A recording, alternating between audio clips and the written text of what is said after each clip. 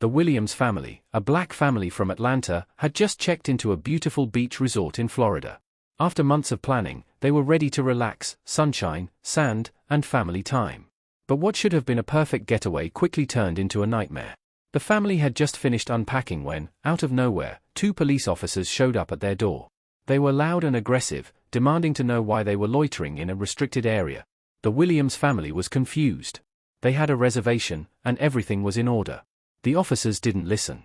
They started questioning them aggressively, barking orders at the father, Marcus Williams, who calmly tried to explain the situation. "We're here on vacation," he said. "There must be some mistake." But the officers weren't hearing it. "We don't need your excuses," one officer sneered. "You don't belong here." The tension rose, and it was clear that something wasn't right. The officers were racially profiling them, treating them like criminals for no reason. Marcus stayed calm, but inside, his blood was boiling. He had seen this kind of injustice before, but he wasn't about to let it happen to his family. What the officers didn't know: Marcus Williams wasn't just any vacationer.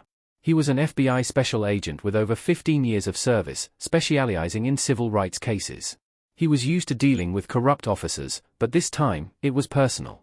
As one officer moved to handcuff him, Marcus stepped forward, his voice now cold and commanding. "You don't know who I am, do you?" he asked. The officers looked at him, puzzled. Marcus took a step back, pulling out his badge and flashing it. "FBI. Special Agent Marcus Williams," he said, his tone like ice. "You just made a huge mistake." The officers froze. One of them stammered, We thought you were." "I don't care what you thought," Marcus interrupted, his voice now filled with authority. "You will regret this." Within minutes, backup arrived, and the situation quickly turned. Officers from the local precinct, visibly shaken by Marcus's identity, began to apologize profusely. They tried to explain, but Marcus wasn't having it. The family, still in shock, watched as the officers who had harassed them were pulled aside and placed on administrative leave. The crowd that had gathered in the hotel lobby whispered in disbelief, what had just happened? One of the onlookers even recorded the entire interaction, posting it online as the incident went viral. By the time Marcus finished making his phone calls, the story had already broken. The officers involved were suspended, pending an internal investigation. The local police chief issued a public apology, acknowledging the racial profiling and promising accountability.